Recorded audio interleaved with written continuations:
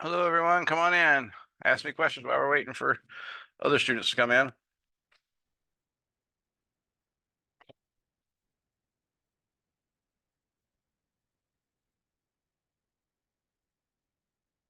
Oh, got a couple more. It's actually past time to start, but again, I just want to give you all a chance to ask me any questions you might have before we start into chapter 19.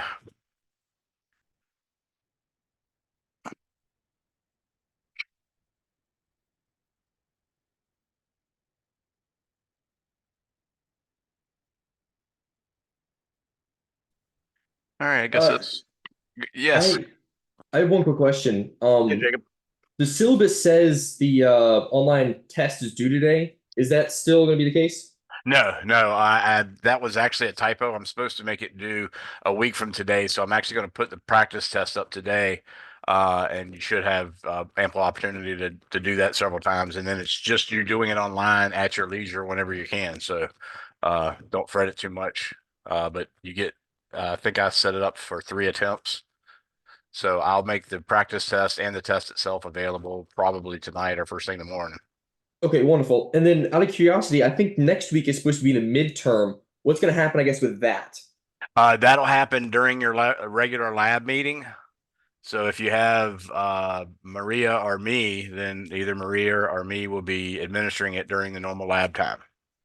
Okay, so I guess next Tuesday we'll end up having two tests. One that's going to be online that we do, and then one that we're going to do for the midterm during the lab time.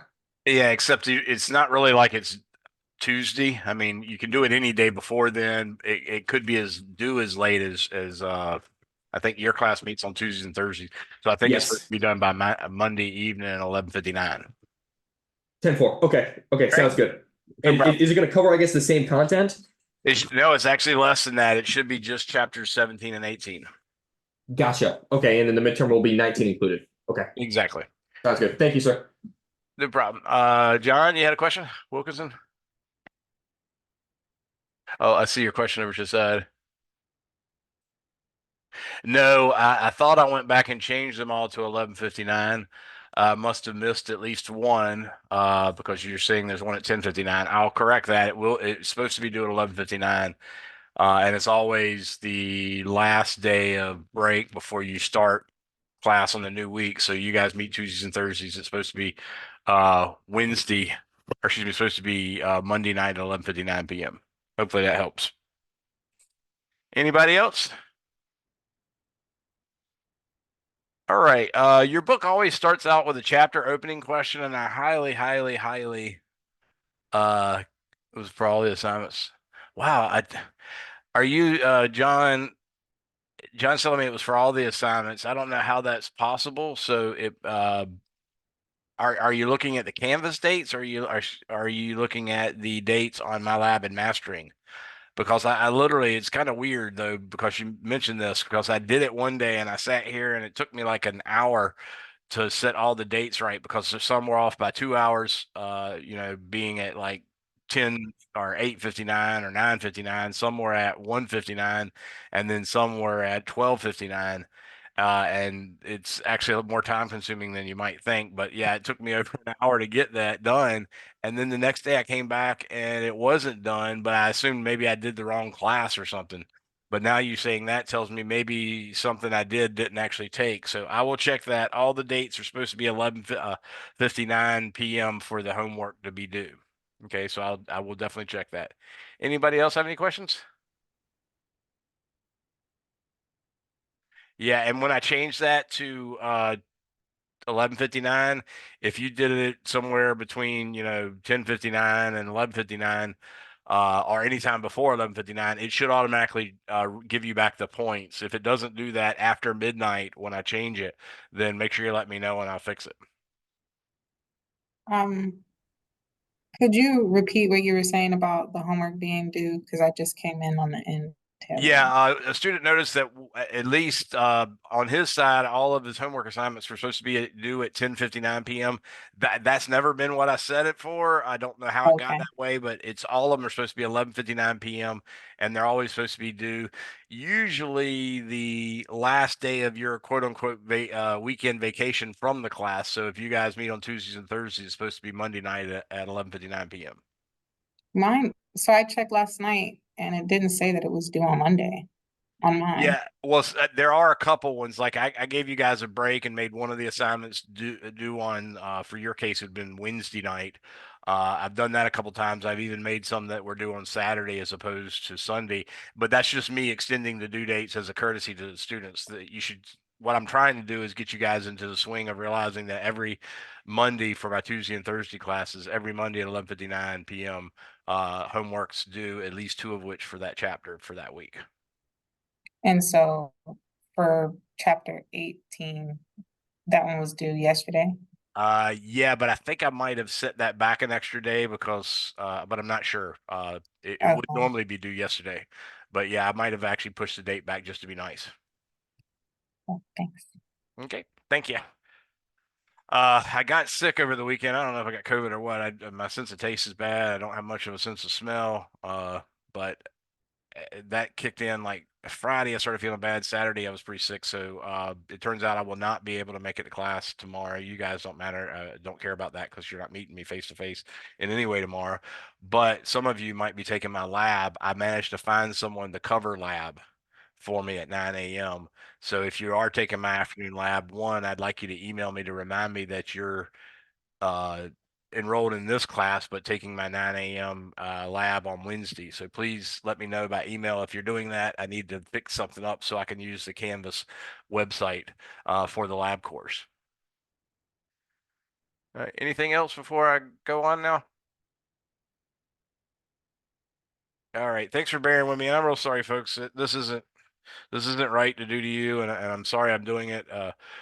My shoulder I thought was it's still not great. They actually gave me like 3 more weeks I'm supposed to be off for the surgery. But I really just can't. I can't do this to you guys. So I was really planning on coming back Monday, but then I got sick, and plus my shoulder on Saturday didn't lift very well, and Sunday it was even worse. So I went ahead and canceled Monday. I was then expecting to come back tomorrow, but now I'm so sick I literally slept till 2:30 p.m. today. So I'm not going to make it in tomorrow. I apologize. This is not right to do to you guys. I will be very lenient for the near future in exchange for this inconvenience I've given you guys. So please let me know if there's anything I can do to help you and all that good stuff. Yes, the lab's in person tomorrow, but it will not be me. It's a woman named Dr. Or Miss Raskovic. Sorry, I call her Maria. But yeah, she's a very good and caring teacher. I hope y'all like her. She's offered to come in, and she's not even a full-time employee, so it's really awesome of her to do this for me. She's coming in at 9 a.m. to teach the class, the lab. That presents some people with a problem because the lecture for those people that are taking that class is supposed to be at 3 p.m. So they only got from like 11:50 to 3 p.m. to get home and check my video.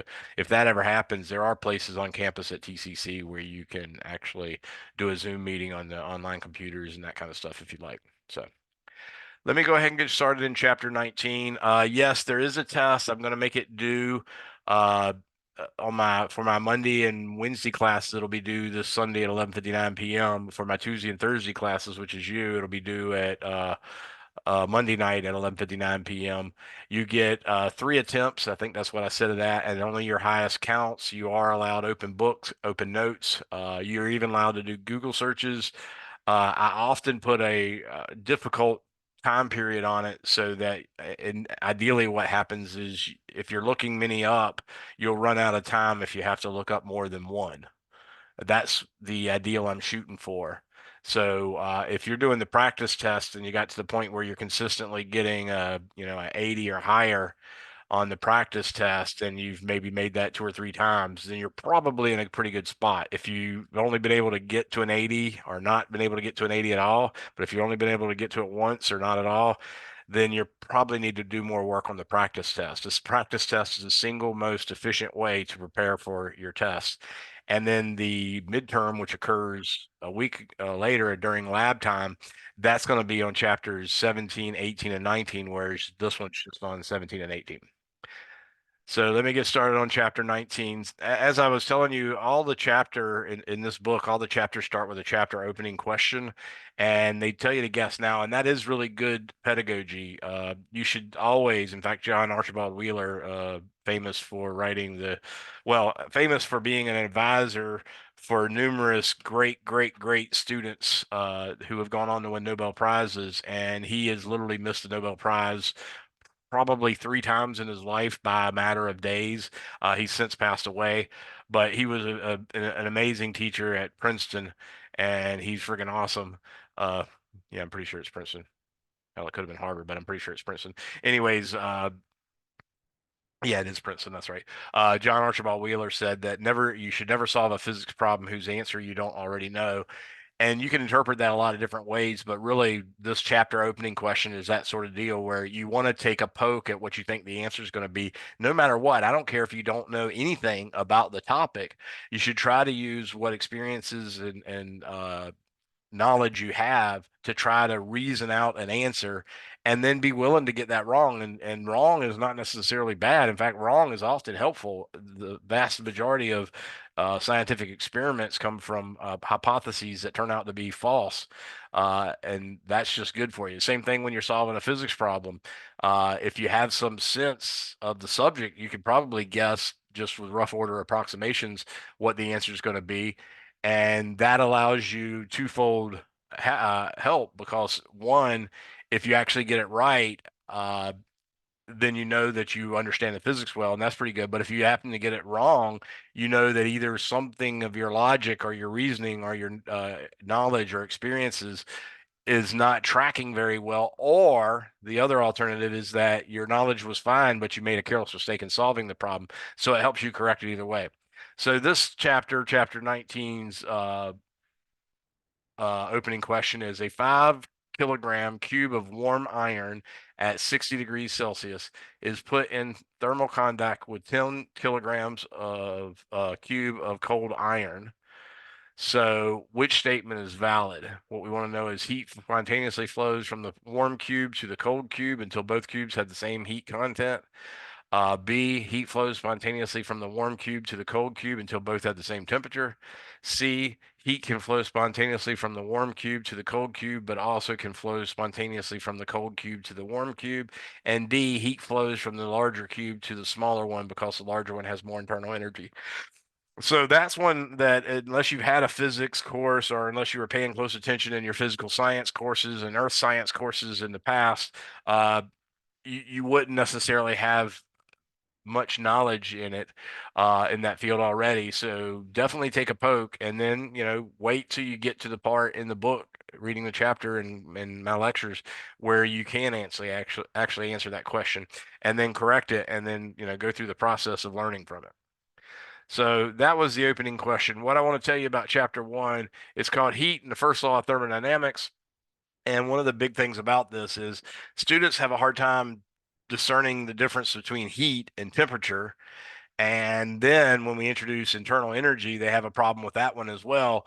But let me explain to you what they are in hopes that you'll better understand. So heat is really a flow of energy that flows specifically from a warm object, an object with higher temperature, to a colder object that it's in thermal contact with. So if you take two objects, let's say this sphere and this rectangular solid, if you put them in contact with each other, that's conduction that can go on there. So you actually have them in thermal contact, and if the sphere is hotter, then heat will flow according to the first law of according to the second law of thermodynamics. Heat will flow from the hotter object to the colder object, and that will continue until the temperatures are the same.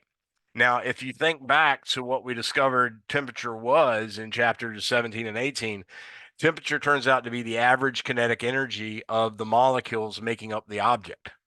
So you can imagine when a sphere and a rectangular solid are up against each other, even that's a little itty bitty spot of contact, that spot of contact is huge compared to, for instance, the size of a molecule or an atom. And those are atoms, of course, because they're uh, essentially pure elements. Steel is essentially iron. It's got some carbon and stuff, but even then, it's a mixture more so than it's not a compound. It's a mixture of carbon and other various things you can put in it for stainless steel. And the other one is just straight iron, and that might have some impurities, but generally speaking, they're all aluminum atoms. But you can imagine at the point of contact, what's going on. There's not really a physical boundary for the edge of the rectangular solid, nor for the edge of the sphere. There's not like this, cell membrane that holds in all the atoms. No, it's the average position farthest away from the other end. So if we're talking about heat flowing from this end right here, so this end right here is really in some sense defined as the farthest average distance from this side to this side where the atoms spend most of their time. The atoms or molecules, in fact, can leave the surface, and there's actually a zero probability that one of the atoms of aluminum that's in here might be way over here. So what's going on when this aluminum block is in contact with this sphere like this, then the atoms of the aluminum and the atoms of the steel are bumping into each other. And it's sort of like in the case of high temperature and iron's a much heavier molecule, or in this case, a much heavier atom than aluminum atom is. And the iron's also supposed to be hotter. So the average kinetic energy is markedly larger.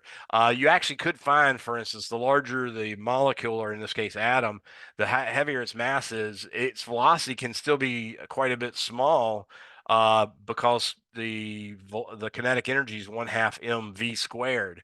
So the m takes an active role in the 1/2 mv squared, as does the v. So sometimes you can have two objects, one of steel and one of iron, where or one of steel and one of aluminum, where the hotter one, the steel one, might literally have a higher temperature, but actually have a lower average speed, but they still have a higher kinetic energy. So it's sort of like running a Mack truck into a car. A Mack truck, which weighs on the order of several tons or several multiples of the mass of a car. And even if it's going 40 where the car is going 60, that Mack truck will have a big impact on that car. And that's what's going on at the microscopic level with molecules or atoms in contact with each other thermally. That huge kinetic energy basically transfers itself to some extent to the smaller kinetic energy atom, which in this case was aluminum, or in general is molecules. So that particular atom or molecule will speed up. That's not the definition of temperature. What then happens is that one atom or molecule then collides with other atoms or molecules over time, and then other atoms or molecules get hit by other Mack truck like atoms or molecules as well. And slowly, what happens is all of the atoms and molecules in the aluminum have a net increase in their total kinetic energy. And once that net increase in total kinetic energy is equal to 3/2 kT, or whatever version you have to use, giving on the various pieces of motion. Once you have that actually equal, then by definition, those two objects are in equilibrium thermally. So they have the same temperature, and therefore heat stops flowing. Because at that point, let's say that you found by calculation that a Mack truck going 40 has exactly the same kinetic energy as a Tesla going 100. What that means is a Tesla going 100 and a Mack truck going 40 would bounce off each other at the microscopic level if they were molecules and atoms. Kinetic energy would actually be saved in that collision. Of course, you can't do that with actual physical objects like cars and Mack trucks, but that's what's happening. Because they have an equal amount of kinetic energy, they're just going to bounce off each other with the same kinetic energy they had before, as if they were bouncing off the walls of the container that we derived that for. Does everybody have a sense of what I'm saying about that? Now, the idea that heat flows spontaneously from a warm object to a cold object, that is a version of the second law of thermodynamics, which we'll learn in chapter 20. We'll learn the first law of thermodynamics, maybe not today, but by next class we'll learn that. So and that might actually make us have our first midterm just be on 17 and 18, not 17, 18, 19. We'll have to see. But anyways, that's where we're going to. We need to think of heat as an energy transfer. Heat is the transfer of energy from a hot object to a cold object, and that heat will continue to flow as long as the hot object has a higher temperature than the cold object. Once the hot object and the cold object become the same temperature, then you can't even call them the hot object and the cold object anymore. You have to call them the same temperature object. But at that point, heat stops flowing. Okay. The collisions are still happening, but like I said, the collisions are happening elastically so that no real kinetic energy is lost. Okay. So that's heat. Temperature, as we talked about, is the average random kinetic energy of the molecules making up the thing. So that's entirely different, but it is a sum total, if you will, of the I'm saying the temperature is the sum total of the translational kinetic energies of the atoms or molecules.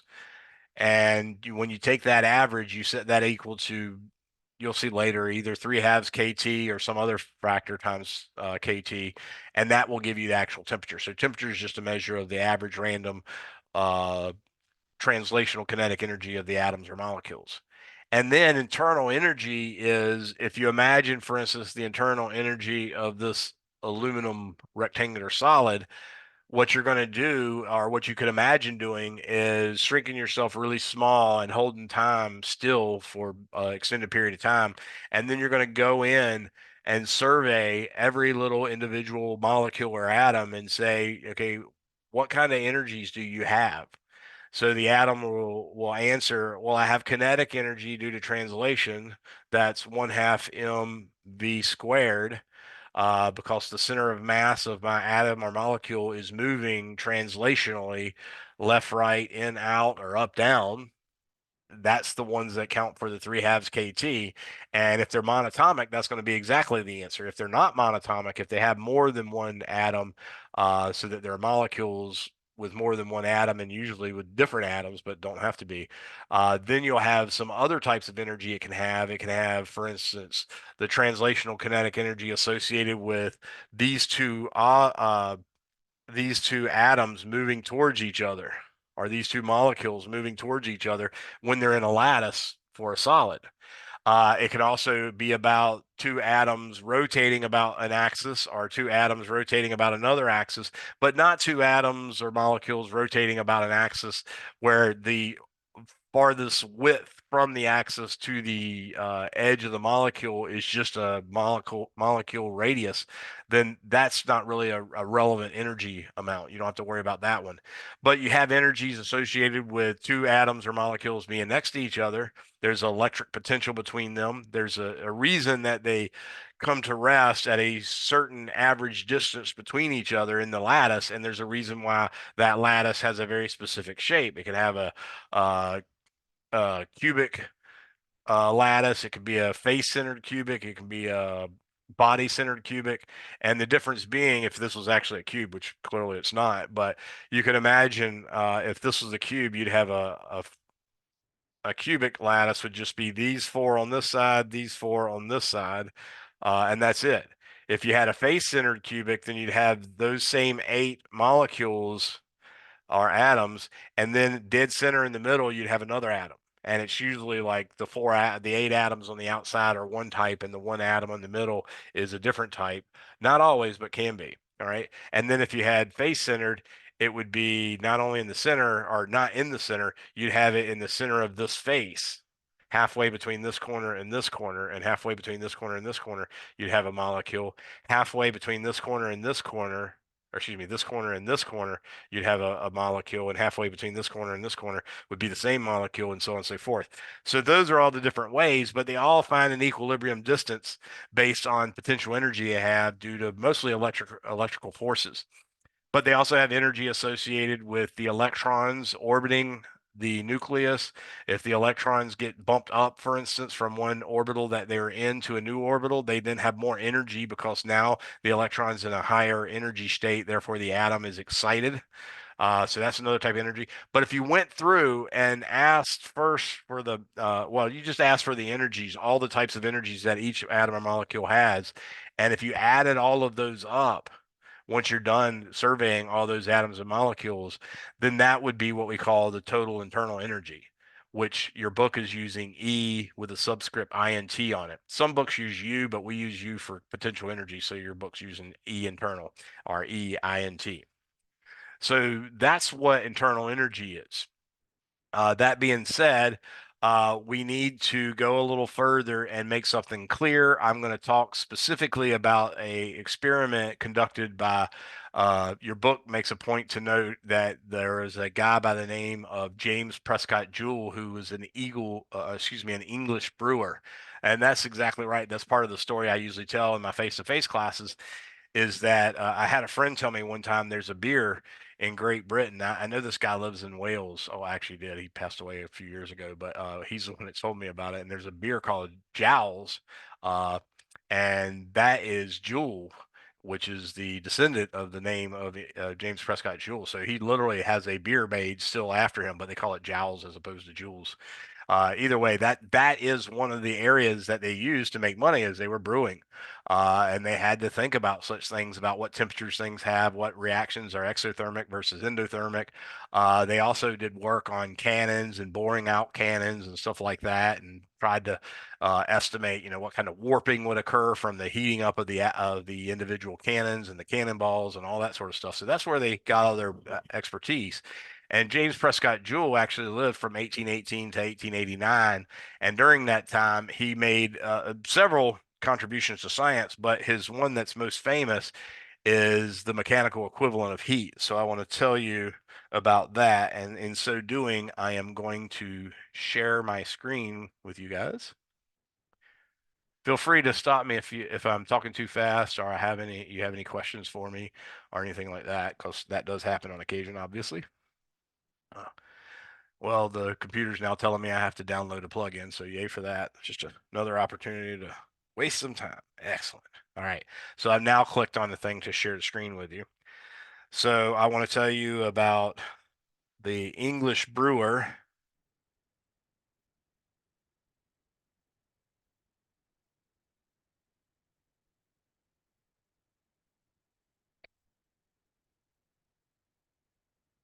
James Prescott. Oh, I just switched from my all caps, which is what I normally write, to mixture. So let me fix that. Jewel, who lived from 1818 to 1889. Okay, so he is the one that found the mechanical equivalent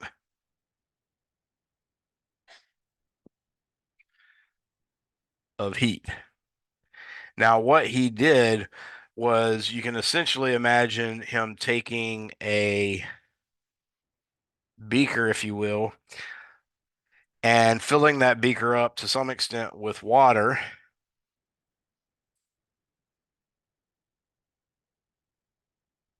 I don't know why that switched to blue all of a sudden, but it's super not helpful.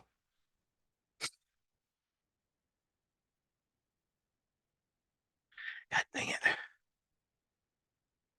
Okay, to blue, back to here. And now I'm going to say this is like that. And the artist in this program just decided to make that a completely unartistic, stupid thing. I guess it could be in principle true. But now we're going to fill that up with water by putting a little blue right here around the edges.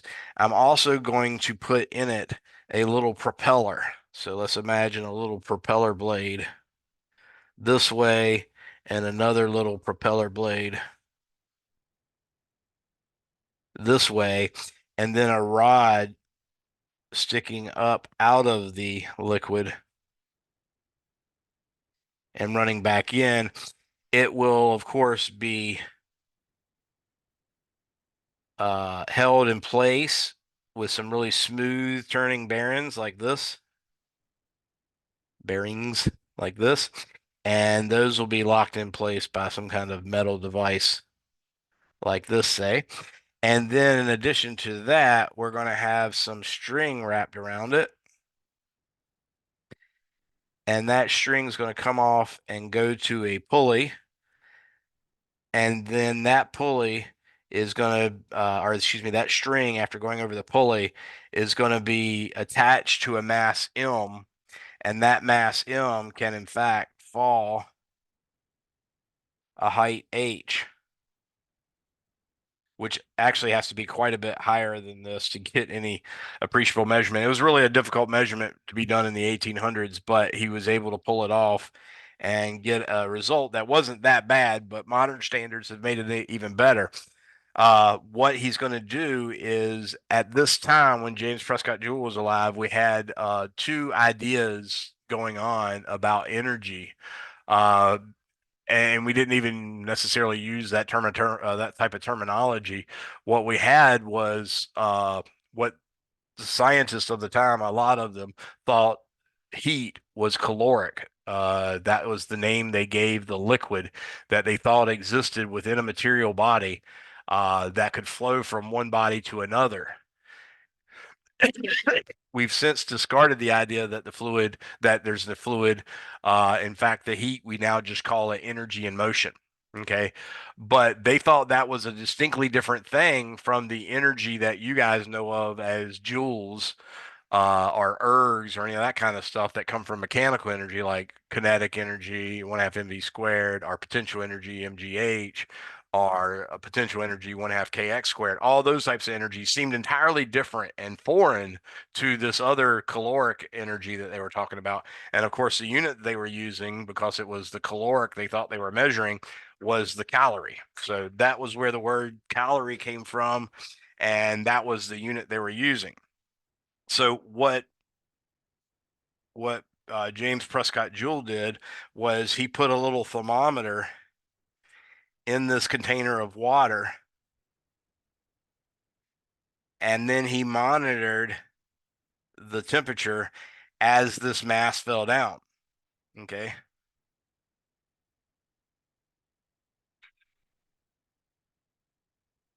And what he discovered was that the thermometer actually had it showed an increase in temperature as a result of that mass falling. So what he discovered was that the caloric was given by a heat, which is the mass of the water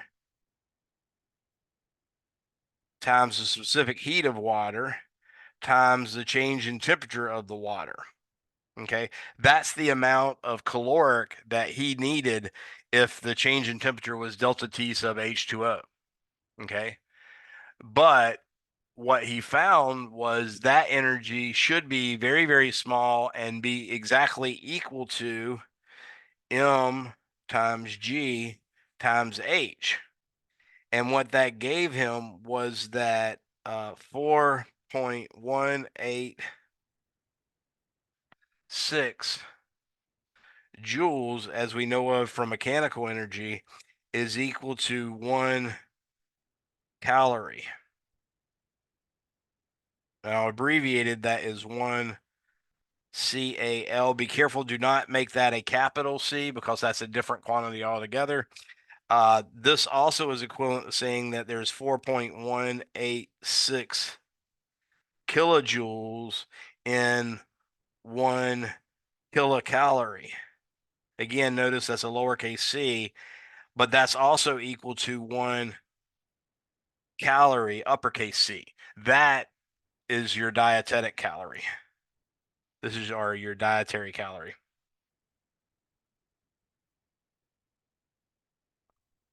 So, for instance, if you look at the back of a Pop-Tart box, for instance, and it'll tell you it's like 260 calories for a single Pop-Tart. What that means is 260 kilocalories. Okay. So this was a big discovery. And most of us, at least I remember this was the case with me when I was given this. I didn't quite get it. Now I was a PP poor student in high school. So I'm not blaming my teacher by any stretch of the imagination, but I took high school chemistry. I didn't pass, by the way. No, it wasn't that cool. Don't get me wrong. But anyways, when I was given this lecture, all I got out of it was that the conversion factor between calories and joules is that 1 calorie is equal to 4.186 joule. But it's way bigger than that. It's entirely different, specifically because this quantity right here is mechanical energy. And this part right here is heat energy. And they didn't think those two things were related, but now we know that. So for instance, if you were to shoot a bullet into a tree and it actually gets embedded in the tree, you might wonder, okay, well, that bullet had a mass, it had a velocity, so clearly it had kinetic energy, 1/2 mv squared. It's not relativistic, so you don't have to worry about that. But that 1/2 mv squared seems to have just disappeared when the bullet came to a stop. But now, because of that, we can say, wait a second, uh, let's try this again. Let's say on a different tree, since that tree might have been messed up a little bit by the first shot. But let's check the temperature at various depths of this tree. Let's say we go, a foot or two away from where we're going to shoot into the trunk of the tree, and let's, drill a hole and then drill another hole and then drill another hole at various depths, 2 or 3 feet away from where it's going to hit, and then wait, 2 or 3 days to let that reach equilibrium, because there's some chance you might heat it up by drilling, and then stick a thermometer in there and see what the temperature of the wood is at the bottom of each of those holes of differing depths. Then we're going to take and fire the bullet into the tree, again, a couple feet away, so that those things aren't affecting it. And we'll quickly extract the bullet, measure its temperature, and then we'll rapidly measure the various depths of the temperature of the wood all into that hole that's been created by the bullet. And what we'd see is that these temperatures are markedly higher than the temperatures we got after drilling the little holes to those various depths.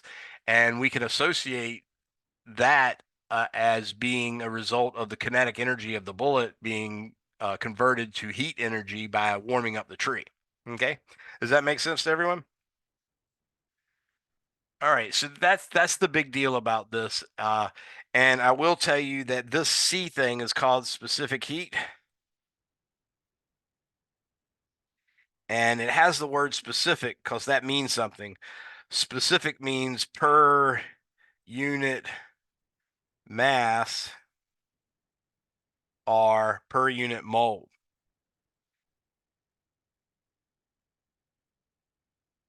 And 1 calorie is defined to be the heat required to raise,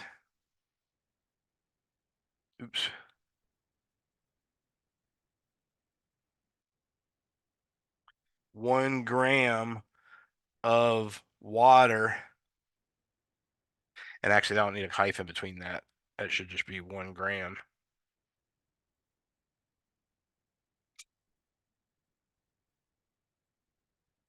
of water from 14.5 degrees Celsius to 15.5 degrees Celsius. And it had to be those specific temperatures, even though it turns out the specific heat only changes by a max of about 1% in going from 0 all the way to 100 degrees Celsius. In other words, the difference between the smallest and the largest specific heat that liquid water has in the range from 0 to 100 is less than 1% away from each other. So you really don't have to be that specific, but they were, because there is some difference, and you'd want it to be, obviously something you can measure to any number of decimal places given the proper technology. Of course, the kilocalorie is the same thing, but you replace the gram with a kilogram. Okay, so that's what the specific heat was. Now let's solve a physics problem. It says, how high must a person hike to burn 500 dietary calories? Notice I put a capital C in there. So what I have here is 500 calories that I basically consumed by eating, say, a Pop-Tart or maybe eating 2 Pop-Tarts. Okay. What I'd like to know is if I were to stair climb, how much potential energy, well, I'm specifically going to try to do a stair climber or hiking up a mountain until my height gives me a MGH equal to 500 calories. So that's what we're trying to figure out here. Assuming the body's 100% efficient, uh, how high would you have to climb? So here's the answer. What we know is M times G times H has to equal 500 calories, which is 500 times 10 to the third calories. And then we can take that and say that 4.186 joules is equal to 1 calorie. And when I do that, I think I get 2.09 times 10 to the 6 or something. So 500 e to the third times 4.186 gives me 2.09 times 10 to the sixth joules. Okay, so that's what 500 calories is as a regular joule. So now I'm going to say MGH is equal to 2.09 times 10 to the sixth joules, and that gives me H is equal to 2.09 times 10 to the sixth joules divided by, now, a person can be anything. The average person is not the big thing that you see before you now in your Zoom window. I'm over 240 pounds. So I'd be, quite a bit over 100 kilograms. Average person's normally on the order of 60 to 70 kilograms. So I will make the assumption that this person is about 60 kilograms, and therefore I'll put 60.0, and I'm pretending like I have 3 sig figs just so I can get 3 sig figs out, and then I'm going to multiply that by, oops, I need to put the units in there too, and then 9.80 meters per second every second. And of course, you got a kilogram meter per second every second in the bottom, which is a unit of a Newton, and the joule is a Newton meter. So ultimately, you get a joule Newton meter divided by a Newton. So that's just a meter. So I'm going to take this, divide it by 60 times 9.8, close parentheses, and that gives me about 3,600 meters. And that zero there is an extra sig fig, but actually the number is 35595, so it definitely rounds to 3,600. Okay, now that's going on the assumption that the body is 100% efficient, which is not. Okay, in fact, we'll learn another version of the second law of thermodynamics is about efficiency. And what we learn is that nothing's 100% efficient, period. No ifs, ands, or buts about it. Okay, so for part B, what we're going to do is we'll say if the person's body is only about 20% efficient,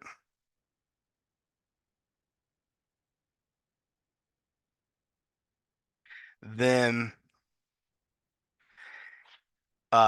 less climbing would be required. Whoa.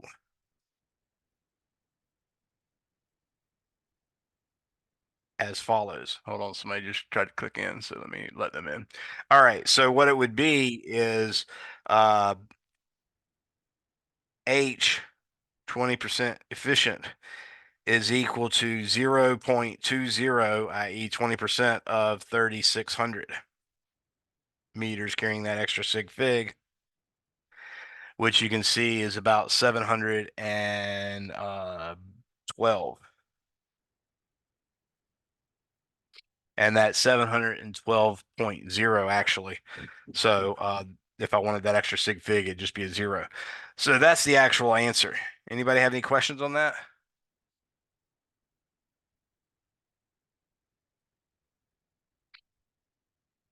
That makes sense. Everybody understand why we just multiply it by 3,600, because basically 80% of our energy is just going to keeping the body alive and preparing the muscles to do the work, and the actual only work output is only about 20% of uh, the actual energy that you took in. So you get to waste 80% of the energy uh, doing things other than contributing to your height. So it's just natural that you multiply it by 0.2. Of course, we always go on the assumption that the calculus-based physics students, which is what you guys are the cream of the crop. You're our students that have the most mathematics background, the most rigor in mathematics and stuff of that sort. But I know the reality is a lot of students make it through Calc 1 and into calculus-based physics uh, having some difficulty still with fractions or with decimals and percents and stuff like that. So I just remind you guys that you might want to freshen yourself up on that. Uh, One of the things I will give you to use on that is what I use when I used to teach math. Uh, what we'll say is the percent, and that literally means the number in front of the percent symbol, over 100 is equal to part over whole. Okay. And the part usually follows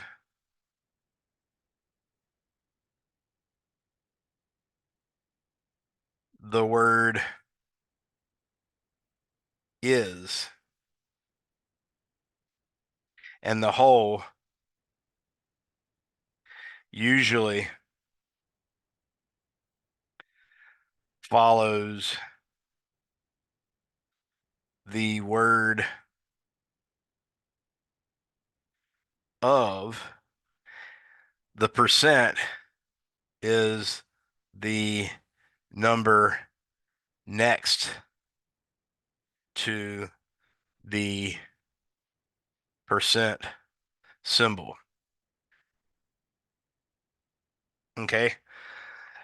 And then, of course, you always cross multiply and set those equal.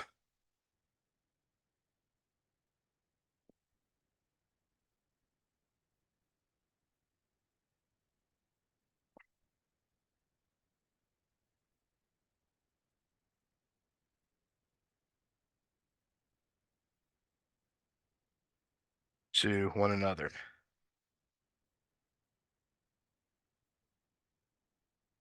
Okay. So you might say 20 over 100 is equal to, in this case, I want the part that actually goes out is going to be actually 712. Or actually, let's leave that one off. I'll put a question mark there. So let's just make this into a question mark over the whole, which was 3,600, like that. So when you cross multiply, and I know most of you are probably wanting to rip your hair out having to be shown this, but it's okay. It's good to take a little time.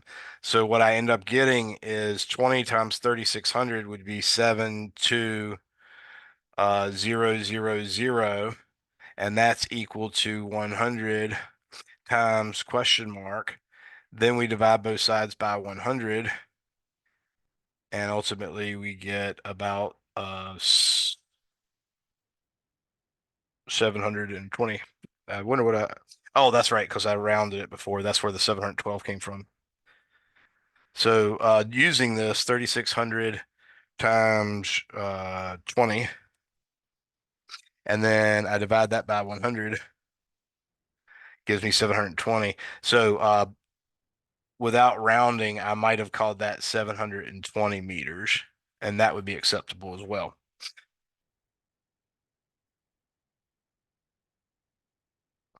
Okay. So hopefully that helps you guys out if you're struggling a little bit with the idea of percentages. Hopefully that sidebar will give you a little bit of help. Let's move on. So I've written down, I've taken the time to write down. Actually, I just stole the notes that I made from the class that I had yesterday afternoon, at 3, or excuse me, at 2. And this is basically what we covered. As I said, E internal, some books use U, is the internal energy of an object. All of the kinetic energy of the atoms, molecules, electrons, electrical potential energy, nuclear potential energy, chemical potential energy, so on and so forth. If you just add up all the types of energies that the molecules or atoms has that in a particular object, then that's the internal energy of the object. The heat is a flow of energy from a hot object to a cold object. That's spontaneous, by the way. You can force objects that are colder to heat up objects that are hotter, but it costs you an electric bill. Okay, so for instance, you can take heat out of a cold refrigerator and project it into your kitchen. That's exactly what a refrigerator and a freezer does. But again, it doesn't do it without being plugged into the wall, and being plugged into the wall doesn't help unless you pay for the power that the power company's selling you. And actually, you're paying for energy, not power. Okay. So what we did learn before is that the internal energy of an ideal monatomic gas, we didn't necessarily say it this way, but that's what we learned. For a monatomic gas, what you're thinking about is an ideal gas that has molecules that look like this. So it's literally a single molecule. It's probably somewhat spherical. There are opportunities for it to be a little bulbous and polarized and stuff like that. But in general, ideal gases, we pretend that they're rigid little spheres, so that kinetic energy can be conserved when they collide. But this little rigid sphere right here uh, has almost no energy change, or a negligible amount of energy change, if it rotates about this axis, if it rotates about this axis, or if it rotates about this axis. So those motions are completely irrelevant because the atom is just so small, or the molecule is just so small. So the only real energy it has is essentially the energy that it has in going left, right, in, out, or up, down. Uh, there is some energy, for instance, possibly for the electrons, but considering the atom as being made up of anything more complex than a solid rigid sphere is not consistent with an ideal gas. So when we're talking about ideal gases, all those other types of energy, nuclear energy, potential energy extending beyond the edges of the atom or molecule, all that stuff just isn't happening. So with that in mind, we can take our old kinetic energy that we derived in the previous chapters and say that is the internal energy for a monatomic ideal gas. And that energy is, of course, written as E internal is equal to 3/2 NKT, or we didn't necessarily pull it back and show you this last time, but we could have E internal is also 3/2 nRT. Because remember, the Boltzmann constant, or actually, I should say, the ideal gas constant is just the Boltzmann constant, which we sometimes subscript with a B, times Avogadro's number. Okay, so that's something else that we use from time to time that might come in handy for you guys. All right. Now, what we have discovered, uh, and knew it already by the time of James Prescott Joule finding the mechanical equivalent of heat, we knew that when you put heat into an object, that one of the things that object does is possibly get warmer. So if you apply heat to this aluminum block, for instance, its temperature is going to change. And what we knew was that that heat that you had to put in to make that object increase its temperature was directly proportional. We call it thumbs up, thumbs down, was directly proportional to the mass. Meaning, if you had let's say a teaspoon of water at 20 degrees Celsius and you wanted to raise it to 21 degrees Celsius, it'd take a small amount of heat. But if instead instead of a teaspoon of water, you had a cubic meter of water, then a cubic meter would in fact take a lot more energy to change its temperature from 20 to 21. So that's what I mean by Q and M are directly related. Also, if you want to change, let's say, the temperature of a cubic meter of water from 20 degrees Celsius to 21 degrees Celsius, that takes a lot less energy than raising it from 20 degrees Celsius to 30 degrees Celsius. Okay. That tells us that the change in temperature and the heat added are at least thumbs up, thumbs up. What we've learned, in fact, is that it also depends on the material itself. So, for instance, if I wanted to try to raise 1 cubic meter of water from 20 to 21 degrees Celsius, that's going to take a certain amount of heat. But it turns out if I take a 1 cubic meter block of iron at 20 degrees Celsius and I want to heat it up until that whole block of iron becomes 21 degrees Celsius, that's going to take a lot less heat than it does water. So we see that there's some factor that we need to put in there that represents the material that the object is made of. So ultimately, what we came down with was this part that you see below the black line where it says specific heat, and that is specifically Q, the heat put in, is going to be equal to MC times delta T, where C is the specific heat. And again, you'll see that the units suggest it is calories per gram Celsius degree. So you see that it is a per unit mass. That's why the word specific is in there. Okay. You could also do it in kilocalories, which is what the rightmost column is. So the 0.22, or excuse me, the leftmost column is the 900 joules per kilogram Celsius for aluminum, whereas water is 4,186. Okay. So that's the big expression that we want to use. And that's the foundation of a big part of calorimetry problems. So now that we have that, I want to work a specific problem. Let's say I'm going to go ahead and get rid of all this part right here because I've already worked it out, but I can fit the solution in there, no big deal. So what I'm going to do is I'm going to state this problem and then solve it. It says, how much heat is required to raise the temperature of iron from 0 degrees Celsius to 100 degrees Celsius? And B, how much energy to raise the same amount of water, which by the way is 30.0 kilograms. So in both cases, I'm pretending that the mass is 30.0 kilograms. So for part A, I'm going to say Q iron, which has the symbol Fe, is equal to the mass of the iron times the specific heat of the iron times the delta T of the iron. And that's actually the one thing that's equal, or one of the two things that are equal, the mass and the change in temperature. So what I'm going to do is I'm going to write 30.0 kilograms. Now at this point, I could use the joules per kilogram, and that works fine. So I'll go ahead and use it. And for iron, that's 450. So I'll say 450 joules per kilogram. Remember, the per kilogram's got to be there because it is, in fact, specific. Okay. And then the Celsius degree, remember, that means that we take a subtraction of degrees. So I'm going to do 100.0 degrees Celsius minus 0.0 degrees Celsius. And that's basically going to give me 30 times 450 times 100 gives me 1.35 times 10 to the 1, 2, 3, 4, 5, 6 joules. So that's how many joules it takes to heat up 30 kilograms of iron. Now we're going to do the same thing for water. And the QH2O, the heat added to the water, is, of course, the mass of the water, which is still 30.0 kilograms. Now, the specific heat of water is 4,186 joules per kilogram Celsius degree. And this is again 100.0 degrees Celsius minus 0.0 degrees Celsius.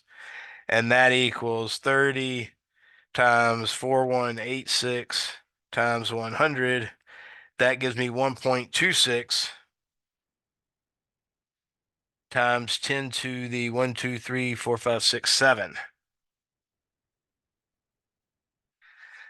So you can see that water obviously takes almost a whole order of magnitude more energy to heat it up. That's why water is such a good insulator. That's why we use water in cooling towers for nuclear power plants. That's why you often find power plants in general near ponds or big lakes or stuff like that, because there are some laws that have allowed us to use natural bodies of water as a cooling mechanism for power plants. If you're dealing with nuclear, it's a lot harder to get that approved. I think they pretty much say no, but they do allow you to build as big a pond as you want. You just have to go through the permitting process. But that's what that's for. It's also the reason, for instance, that much of Great Britain has temperatures sort of like the temperature you get in, let's say, Virginia. I'm in North Carolina. We're technically a little warmer than you guys, but generally speaking, say Virginia, maybe best case scenario might be uh, Tennessee, or excuse me, not Tennessee, maybe Pennsylvania or something like that. That kind of temperature is also characteristic, or that kind of climate is characteristic of Great Britain.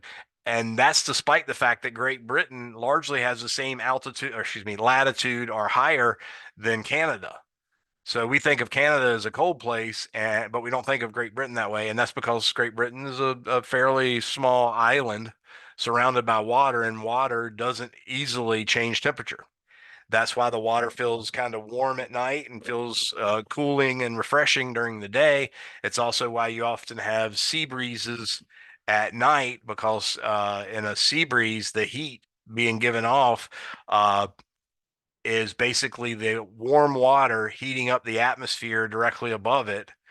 That that causes the air directly above the ocean at that particular spot to lift up, and that leaves a low pressure zone that pulls the wind off of the dunes and the land towards the ocean.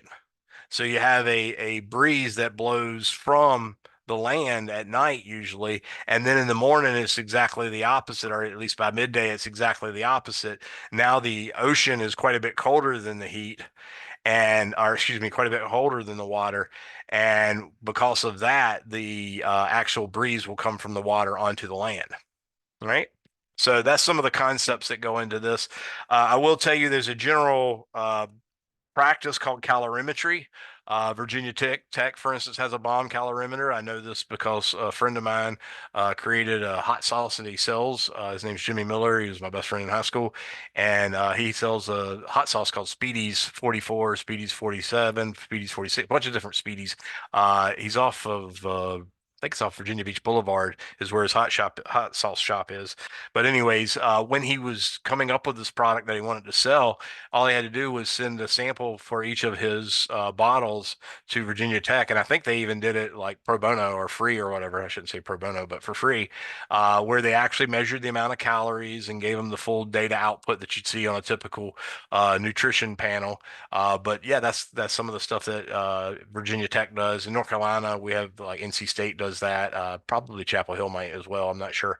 But what they use to do that, to figure out how many calories are in a food, is called a bomb calorimeter. And what I have drawn here is a calorimeter like we use in the lab.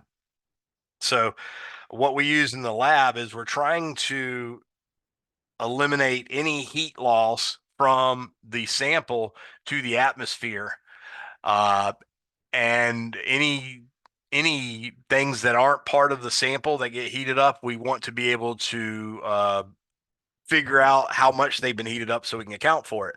So what we do is we take and we make this leftmost little container. Y'all see it right here, this black smaller container right here.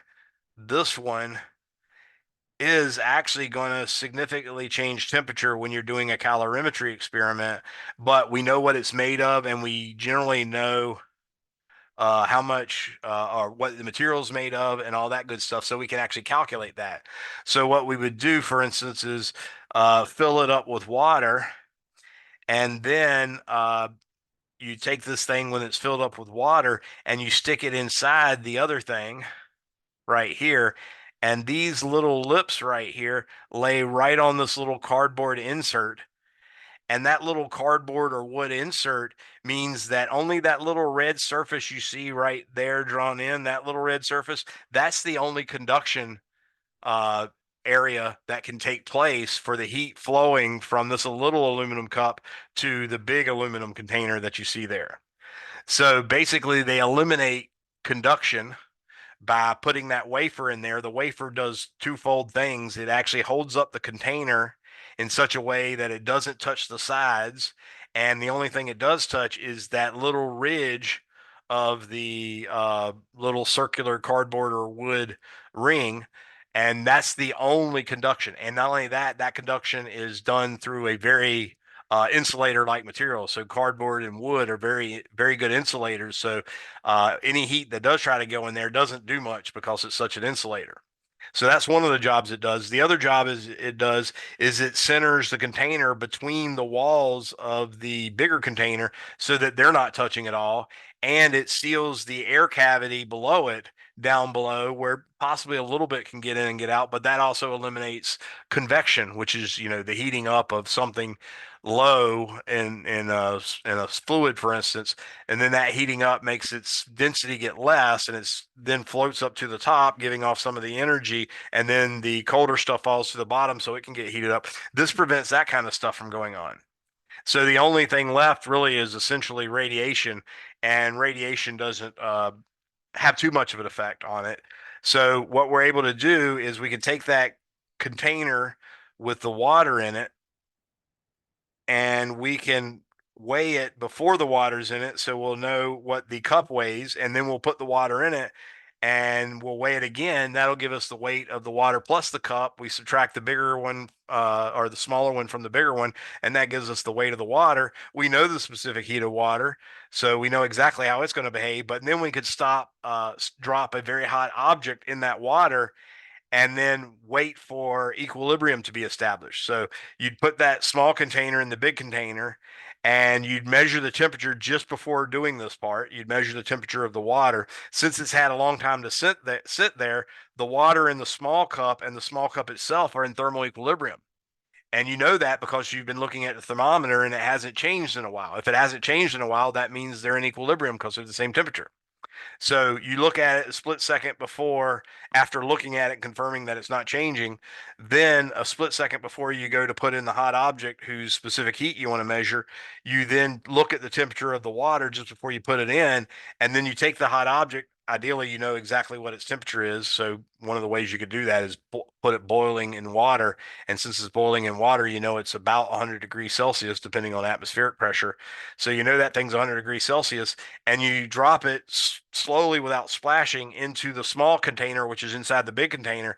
And then you stir it up with a thermometer in there, and you'll watch the thermometer get hotter and hotter and hotter and hotter and hotter. And you're stirring it just to keep from it just warming up one spot as opposed to all the water. And then ultimately what you get is the thermometer temperature will go up, up, up, and it'll come to a stop, and then it'll start going back down.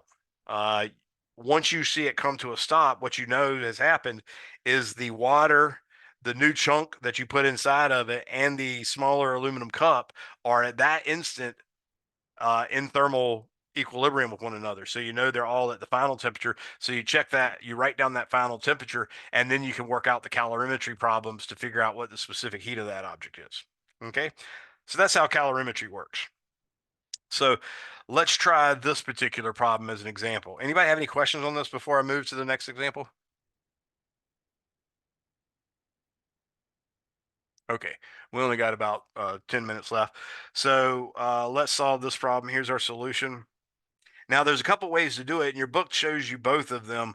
I'm a person that likes to use Q lost is equal to Q gained. So in other words, what I do is because we'll later learn about latent heats, and latent heats get a little confusing when you're thinking it through, especially in the stress of a test. It gets a little confusing as whether the latent heat should be positive or negative. So what I do is I get rid of all that consideration and make everything positive. And then I just say all the things that are losing heat, in other words, all the hotter objects, they go on the left, and all the things that are gaining heat, i.e. all the colder objects, go on the right. And then instead of even using my typical delta T, which, delta is supposed to always mean final minus initial, since I have to keep them positive, the delta has to be positive.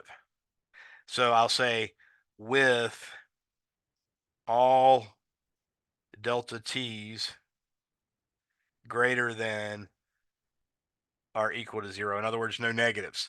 So right now I'm picturing a 250.0 cc cup of tea at 98 degrees Celsius is poured into a 165.0 gram glass cup of water, or excuse me, glass cup at a temperature of 20 degrees Celsius. What will be the final temperature?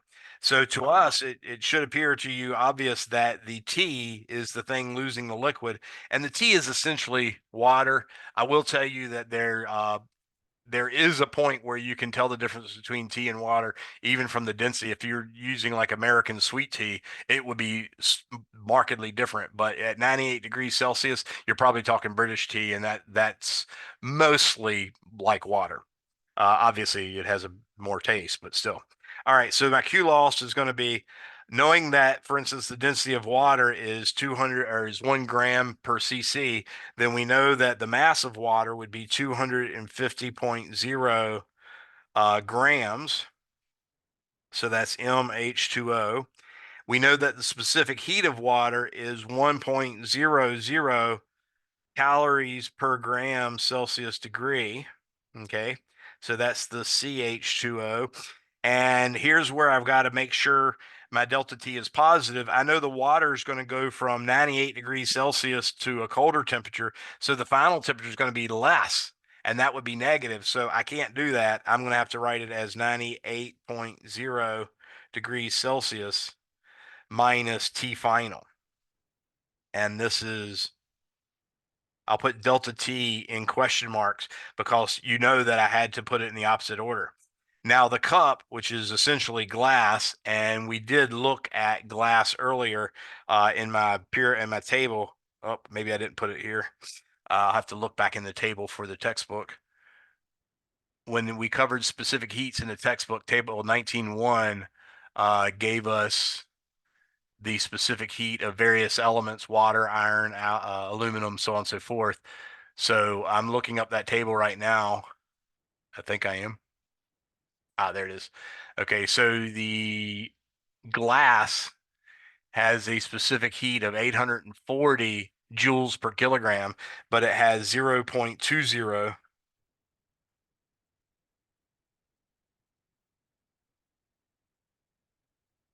calories per gram Celsius degree, but it's also 840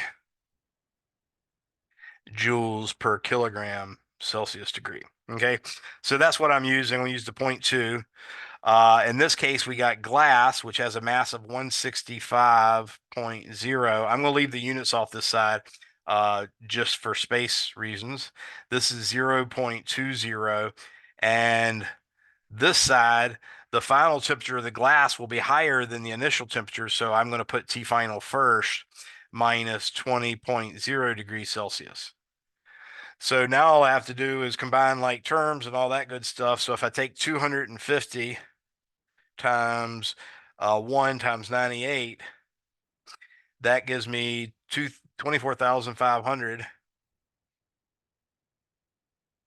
And obviously that's a lot more sig figs than I'm supposed to have, but that turns out to be in just calories minus 250 calories per Celsius degree TF. Oops. That's the left-hand side. The right-hand side is going to be 165 times 0.2, which I can do in my head. It's just 33. So that's going to be 33 calories per Celsius degree T final minus 165 times 0.2 times 20. That's going to give me 660 calories. So now I can take that 660 calories, pull it over the other side. It's going to become positive, and I'm going to add that to 24,500. And that gives me 25,160. calories is equal to, now I'm going to take the 33 TF and add to it 250. So that's going to give me 283.0. That's one extra sig fig TF. And of course, that unit was calories per Celsius degree. So I ultimately get TF is equal to 25160 divided by 283. And that gives me 88.9 degrees Celsius. So notice the water is such a higher specific heat that basically the temperature stayed pretty close to the original temperature of the water, but that's to be expected because the specific heat of water is so much higher than the specific heat of glass. Any questions on that? All right, so that's a calorimetry problem. So I wanted to tell you a little bit about the other equation we need to use. It turns out that not only does it take energy to raise temperature, because that's just changing the kinetic energy of the individual molecules and then waiting over time for that changing of kinetic energy of molecules that actually bump the other object to slowly reach an average random kinetic energy of translational motion. So you wait for that process, and then it reaches that new temperature. And of course, once the two things are in the same temperature, then they no longer have heat go to each other.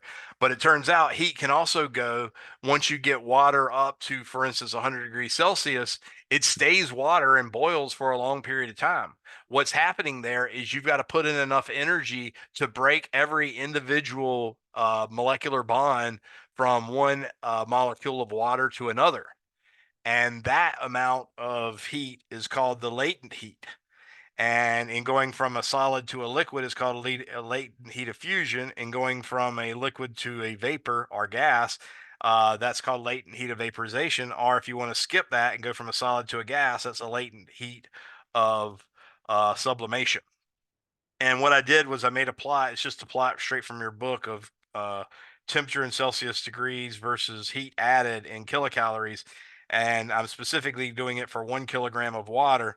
So if you start off with 1 kilogram of water as ice at negative 40 degrees Celsius, you would have to add heat, basically pretty close to 20. It turns out it's probably like 19.7 calories our kcal would be needed to raise the ice temperature from negative 40 to 0. And then once it's 0, you can keep adding heat over and over and over and over and over again to the ice until finally the ice completely melts. All that time period, though, you've managed to put in about 79.7, which you can look, 100 minus 20 is pretty close to that. But you can look, and that whole level line is a line over top of the time when both the water and ice are present. Then once you've put in that whole 79.7 kilocalories, you've now done enough to actually melt all of the ice and turn it all into water. The difference between water and vapor, by the way, is it has the ability to still become water when it's a vapor. But once it becomes a liquid, it has no ability to be a vapor anymore. So that was covered in the section on states of matter and all that stuff in chapter 18. Now you start adding heat again, so you can raise the temperature of the water from 0 degrees Celsius all the way up to 100. For 1 kilogram, that's going to take pretty close to 100 kilocalories to bring 1 kilogram all the way up to 100 degrees Celsius. Then you add the latent heat of vaporization to it, and that'll turn the water from water and steam to ultimately just gas, and so on and so forth. So this equation is the new part that you need, and it can be used in calorimetry. That's basically it. I don't have enough time to do more for you.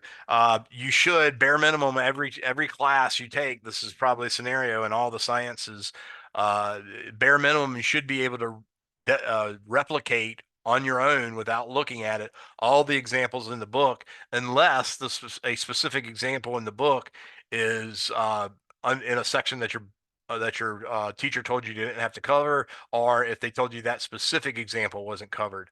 So far, I've told you that we're the sections that we don't cover, so those examples were out. But all these other examples you should know as a bare minimum. I would say that all those examples should be able to be worked with the book closed before you even start doing homeworks and practice tests. I know that's not always the way you guys do it, but I just want to remind you that's the case. Anybody have any questions on this? All right, well, I'm going to stop here, and it's 6:40, so you guys are free to go. I'll wait for the last person to leave. Again, I will not be there tomorrow for any of you that have lab, but my instructor is going to be there. I have an instructor covering lab, so make sure you show up for lab, or it'll be counted as a miss. An absence, and that's a possibility for you to get a 0 for a lab. You are allowed one miss, though, so keep that in mind. But anyways, have a good one, everybody. I'll wait for the last person to leave in case anybody has any questions.